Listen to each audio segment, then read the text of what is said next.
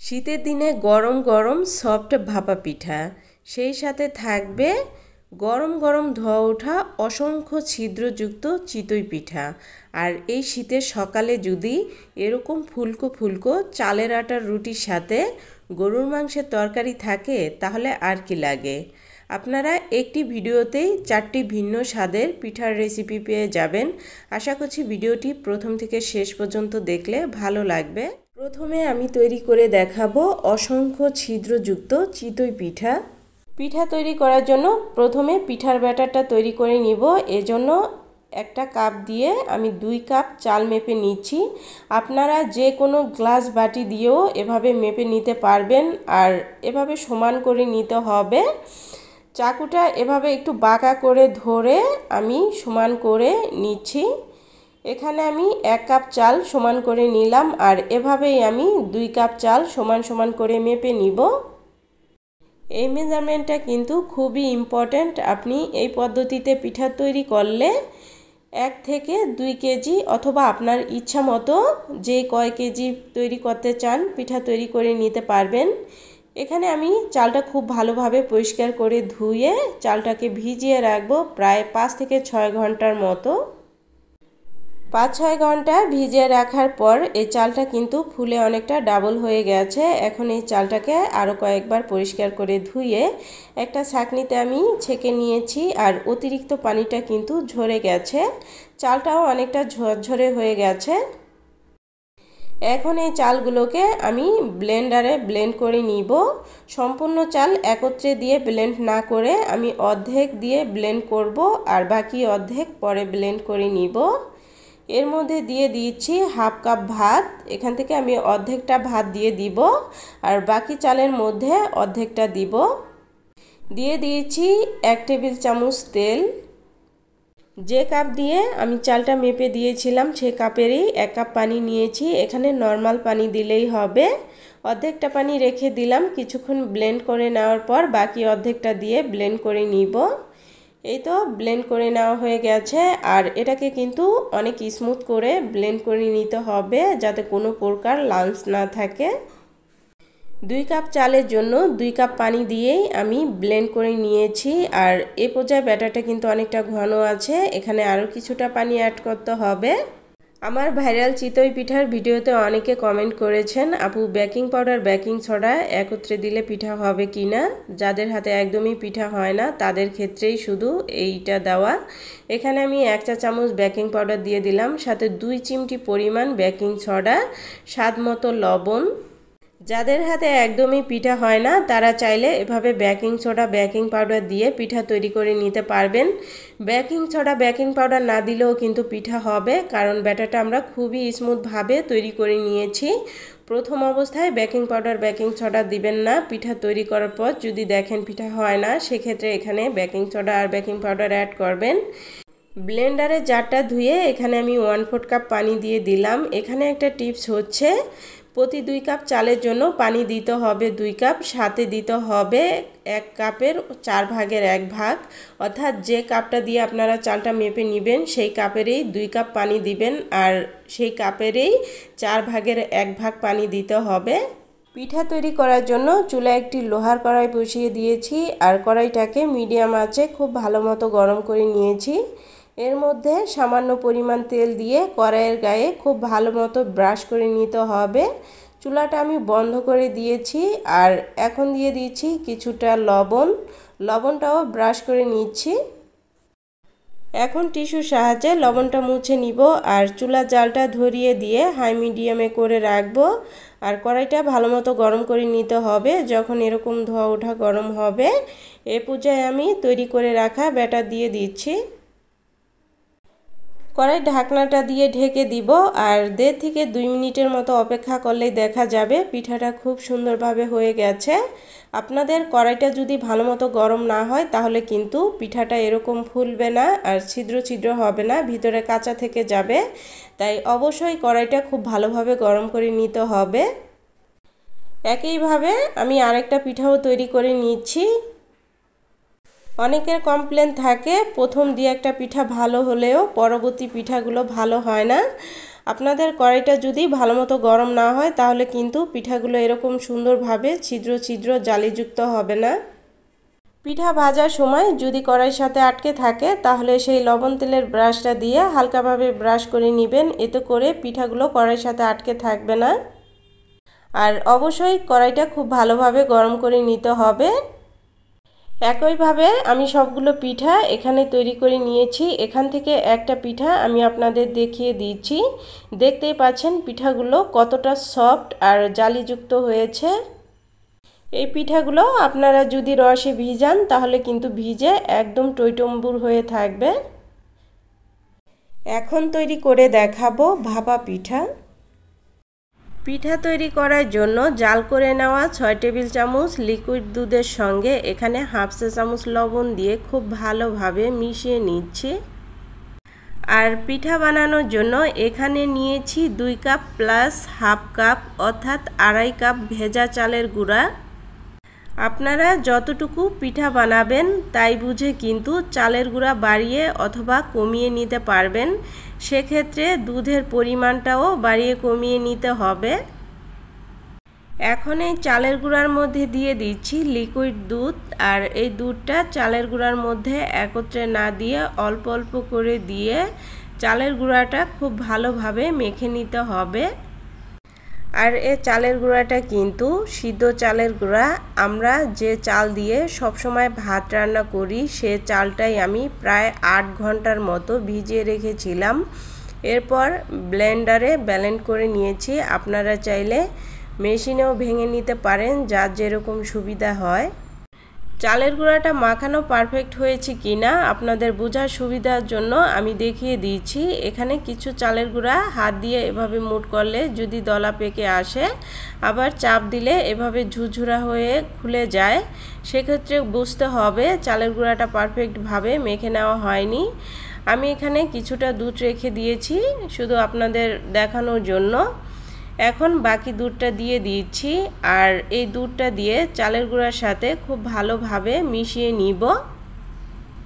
বেশ কিছুক্ষণ মিশিয়ে নেওয়ার পর এই তো আমার চালের গুঁড়াটা কিন্তু রেডি করে নেওয়া হয়ে গেছে।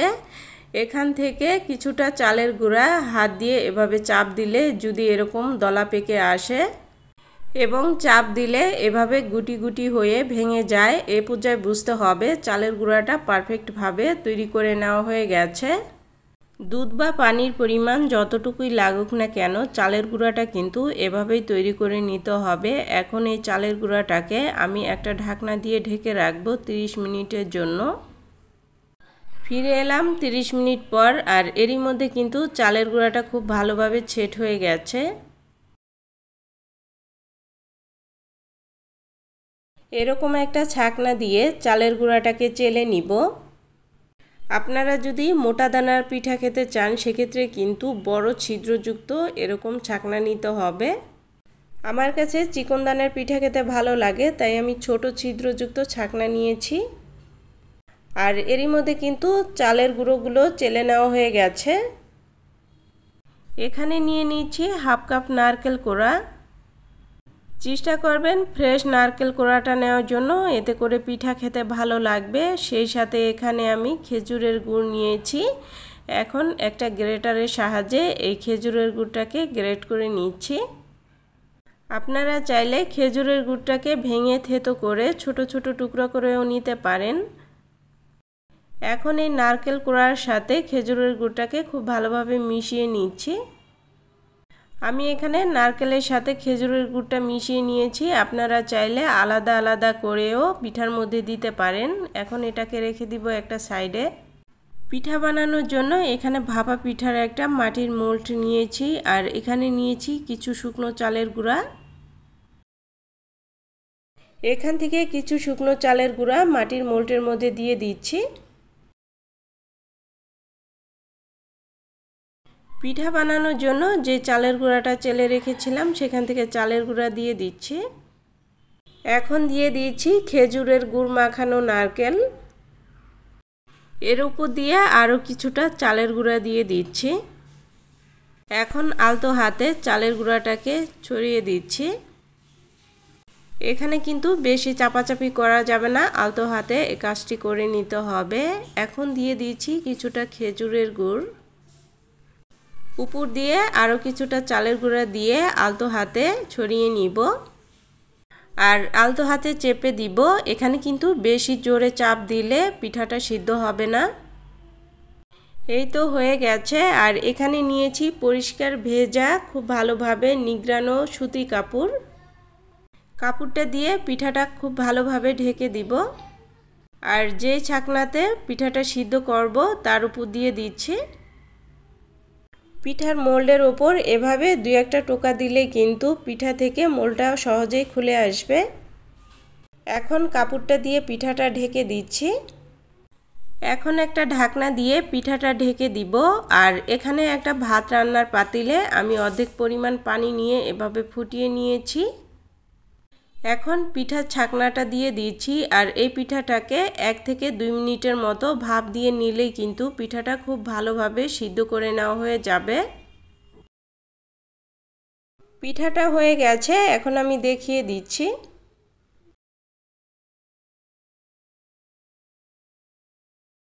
পিঠাটা অনেক গরম তাই ধরা যাচ্ছে না, আপনারা দেখেই বুঝতে পাচ্ছেন পিঠাটা কিন্তু অনেক বেশি সফট হয়েছে। এই রেসিপি ফলো করে আপনি যতবারই পিঠা তৈরি করবেন ইনশাল্লাহ ততবারই পিঠা পারফেক্ট হবে। একইভাবে আমি আরেকটা পিঠাও তৈরি করে নিয়েছি। রেসিপিটি ফলো করে বাসায় পিঠা তৈরি করলে অবশ্যই কমেন্ট করে জানাবেন কেমন হয়েছে। আর সেই সাথে আমার চ্যানেলটি সাবস্ক্রাইব করে রাখবেন। ভিডিওটি বেশি বেশি শেয়ার করবেন যাতে অন্যরাও দেখে পারফেক্টভাবে পিঠা তৈরি করে নিতে পারে। এই তো সবগুলো পিঠা তৈরি করে নেওয়া হয়ে গেছে। একটা পিঠা আমি আপনাদের ভেঙে দেখাচ্ছি। এই পিঠাগুলো কিন্তু ঠান্ডা হয়ে যাওয়ার পরেও এরকম সফটই থাকবে। আপনারা যদি আমার কাছে অন্য কোনো রেসিপি দেখতে চান তাহলে অবশ্যই কমেন্ট করে জানাতে পারেন। আজকে আমি একটা ব্যাটার দিয়ে গায়ে এরকম ছিদ্র আর মসৃণ পিঠা তৈরি করে দেখাবো। সেই সাথে পিঠার খিসাটাও তৈরি করে দেখাবো পারফেক্টভাবে। আশা করছি রেসিপিটি আপনাদের কাছে ভালো লাগবে। পিঠার খিসাটা তৈরি করার জন্য এখানে একটা প্যানে নিয়ে নিলাম 1 টেবিল চামচ ঘি। এর মধ্যে দিয়ে দিয়েছি 4 টেবিল চামচ সুজি। এখন ঘিয়ের সাথে এই সুজিটাকে অল্প আঁচে ভেজে নিব। কিছুক্ষণ ভেজে নেওয়ার পর যখন সুন্দর একটা ঘ্রাণ ছড়াবে এ পর্যায়ে আমি চুলাটা বন্ধ করে দিচ্ছি। আর এখানে দিয়ে দিয়েছি 1 লিটার দুধ। দুধটাকে আমি জাল করে হাফ লিটার করে নিয়েছি। এখন স্প্যাচুলার সাহায্যে খুব ভালোভাবে মিশিয়ে নিচ্ছি। দিয়ে দিয়েছি 1 চিমটি পরিমাণ এলাচ গুঁড়া, এতে করে খিসাটা খেতে ভালো লাগবে। সেই সাথে দিয়ে দিয়েছি 4 টেবিল চামচ চিনি, দিয়ে দিয়েছি 1/4 চা চামচ লবণ আর এখানে দিয়ে দিচ্ছি 2 টেবিল চামচ গুঁড়া দুধ, এতে করে খিসাটা খেতে ভালো লাগবে। হ্যান্ড উইক্সের সাহায্যে সব কিছু খুব ভালোভাবে মিশিয়ে নিচ্ছি। আর মিশিয়ে নেওয়া হয়ে গেলে চুলা জালটা ধরিয়ে দিব আর চুলার আঁচ মিডিয়ামে রেখে এই খিসাটা আমি জাল করে নিব। হ্যান্ড উইক্সের সাহায্যে এভাবে নেড়েচেড়ে খিসাটাকে জাল করে নিতে হবে, এতে করে দলা পাকিয়ে যাবে না। আর কিছুক্ষণ জাল করে নেওয়ার পর খিসাটা কিন্তু এরকম ঘন হয়ে যাবে আর এরকম ফুটতে থাকবে। এ পর্যায়ে আমি চুলাটা বন্ধ করে দিব, কারণ এই খিসাটা যখন ঠান্ডা হয়ে যাবে তখন কিন্তু আরও অনেকটা ঘন হয়ে যাবে। এখন নেড়ে চেড়ে এই খিসাটাকে ঠান্ডা করে নিব। এরই মধ্যে আমি পিঠার ব্যাটারটা তৈরি করে নিয়েছি। এজন্য একটা মিক্সিং বলে নিয়ে নিয়েছি 2 কাপ ভেজা চালের গুঁড়া। আপনারা চাইলে শুকনা চালের গুঁড়া দিয়েও এই পিঠাটা তৈরি করে নিতে পারেন। সেই সাথে দিয়ে দিয়েছি হাফ কাপ ময়দা, এতে করে পিঠাটা নরম হবে। দিয়ে দিয়েছি হাফ কাপ গুঁড়া দুধ। গুঁড়া দুধ দিলে পিঠাটা খেতে ভালো লাগবে। আর এখানে দিয়ে দিয়েছি হাফ কাপ চিনি, সাথে দিয়ে দিয়েছি হাফ চা চামচ লবণ। আর এখানে আমি 1 কাপ নর্মাল পানি নিয়েছি। যদি শীতের দিন হয় তাহলে হালকা কুসুম গরম পানি নেবেন। হ্যান্ড উইক্সের সাহায্যে সময় নিয়ে এই ব্যাটারটাকে মিশিয়ে নিতে হবে। আপনারা চাইলে হাত দিয়েও এই কাজটি করে নিতে পারেন। যত ভালোভাবে মিশিয়ে নেবেন পিঠা কিন্তু ততই সফট হবে আর দীর্ঘ সময় ধরে সফট থাকবে। আমি প্রায় 7 থেকে 8 মিনিটের মতো হ্যান্ড উইক্সের সাহায্যে এই ব্যাটারটাকে খুব ভালোভাবে মিশিয়ে নিয়েছি। এখানে আরও কিছুটা পানি অ্যাড করতে হবে, তাই আমি এখানে আরও 1 কাপ পানি নিয়েছি আর এখান থেকে আমি হাফ কাপ পানি দিব। তবে পানিটা আমি একত্রে দিব না, কিছুটা পানি দিয়ে হ্যান্ড উইক্সের সাহায্যে মিশিয়ে নিব আর মিশিয়ে নিয়ে বাকি পানিটাও অ্যাড করব। দেখতেই পাচ্ছেন এখানে কিন্তু আমি হাফ কাপ পানি দিয়েছি আর আপনারা যদি শুকনো চালের গুঁড়াটা ব্যবহার করেন সেক্ষেত্রে কিন্তু পানির পরিমাণটা বেশি লাগবে। চিতই পিঠার ব্যাটারের থেকে পাটিসাপটা পিঠার ব্যাটারটা কিছুটা ভারী হবে। আমি একটা চামচের সাহায্যে দেখিয়ে দিচ্ছি, আশা করছি দেখে আপনারা বুঝতে পাচ্ছেন। এখন এই পিঠার ব্যাটারটা রেস্টে রেখে দিব আধা ঘন্টার মতো আর এই আধা ঘন্টার মধ্যে কিন্তু পিঠার ব্যাটারটা খুব ভালোভাবে সেট হয়ে যাবে। আর এরই মধ্যে পিঠার খিসাটাও খুব ভালোভাবে ঠান্ডা হয়ে গেছে আর দেখতেই পাচ্ছেন এটা ঠান্ডা হয়ে কিন্তু অনেকটা ঘন হয়ে গেছে। ফিরে এলাম 30 মিনিট পর। 30 মিনিট রেস্টে রাখার পর যদি পিঠার এই ব্যাটারটা কিছুটা ভারী হয়ে যায় অর্থাৎ ঘন হয়ে যায় তাহলে এখানে আরও 1 টেবিল চামচের মতো পানি অ্যাড করে নেবেন। যেহেতু আমি ভিজা চালের গুঁড়া ব্যবহার করেছি তাই এখানে আর পানি লাগবে না। পিঠা তৈরি করার জন্য এখানে একটা প্যান নিয়েছি আর প্যানটা যখন গরম হয়ে যাবে এখানে আমি সামান্য একটুখানি তেল দিয়ে দিলাম। এখন তেলটাকে ব্রাশ করে নিচ্ছি প্যানের গায়ে। অতিরিক্ত তেলটা টিস্যুর সাহায্যে মুছে নিতে হবে। এখন পিঠা তৈরি করার জন্য এখানে পিঠার ব্যাটারটা দিয়ে দিচ্ছি।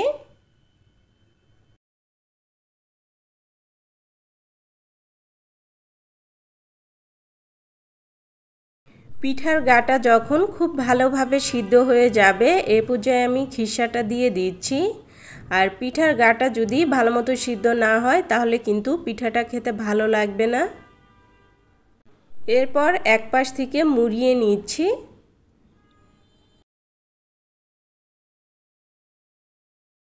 পিঠা ভাজার সময় প্যানটা যদি তুলনামূলকভাবে কম গরম হয় তাহলে পিঠার গা অনেক বেশি মসৃণ হবে। দেখতেই পাচ্ছেন আমার পিঠাটা কিন্তু অনেক বেশি মসৃণ হয়েছে। একইভাবে তেল ব্রাশ করে নিয়েছি আর চুলা জালটা আমি মিডিয়ামে করে দিয়েছি। আর প্যানটা যদি বেশি গরম হয় তাহলে কিন্তু এরকম পিঠার গায়ে ছিদ্র ছিদ্র হবে।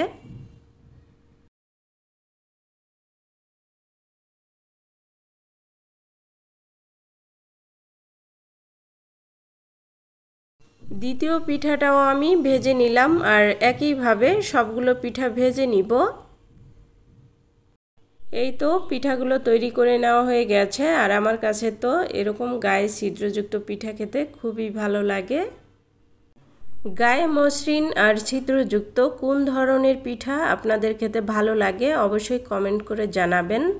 আর এই পিঠাগুলো ঠান্ডা হয়ে যাওয়ার পরেও কোনো প্রকার শক্ত হয়ে যাবে না, এরকম সফটই থাকবে।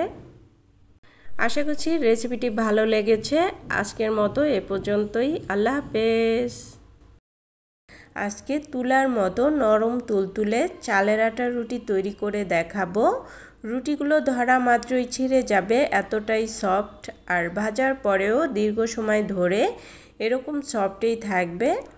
একটা মাত্র টেকনিক ফলো করে রুটিগুলো এরকম গোল গোল করে তৈরি করে নিতে পারবেন। আর রুটিগুলো ভাজার সময় প্রত্যেকটা রুটি এরকম বলের মতো ফুলবে।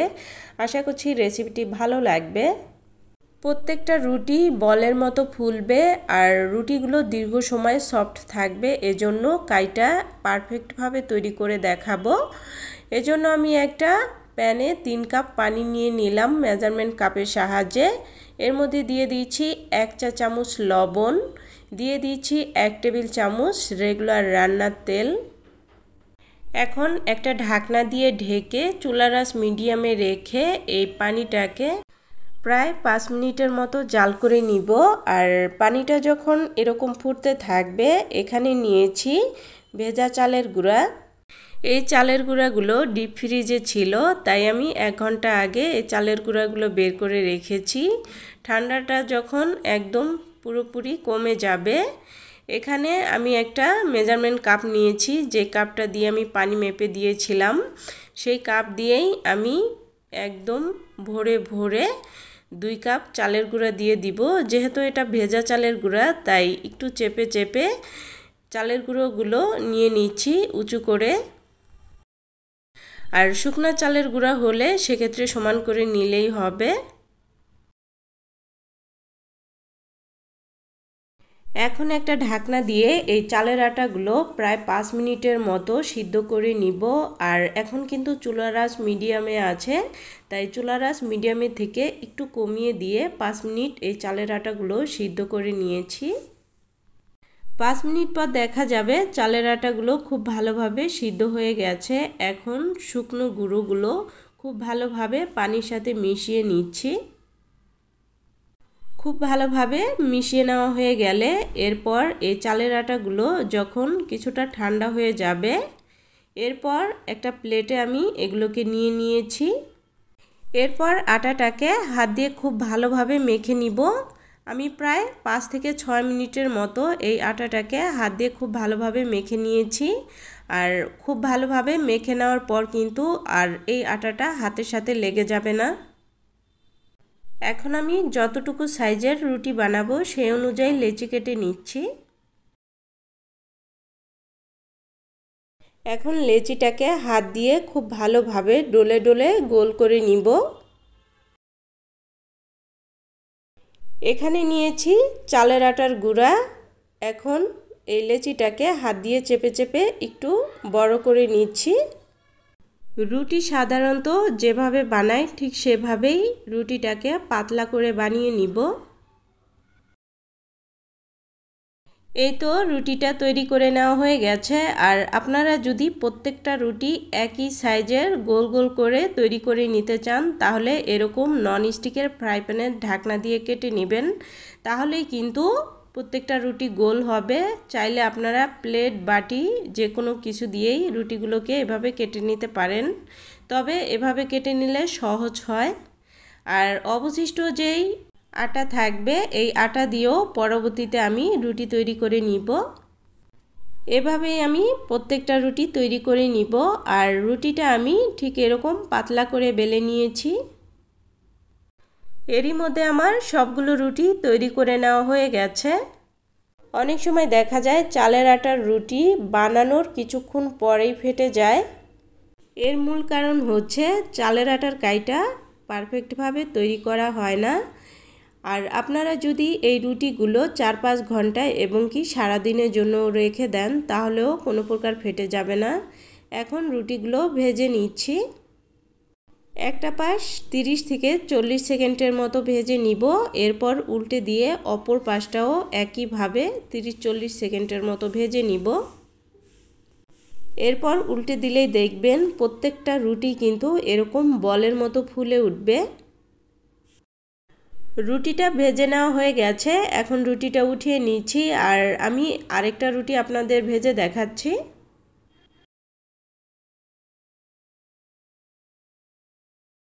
আমার প্রত্যেকটা রুটি মাশাআল্লাহ এরকমভাবে ফুলেছে।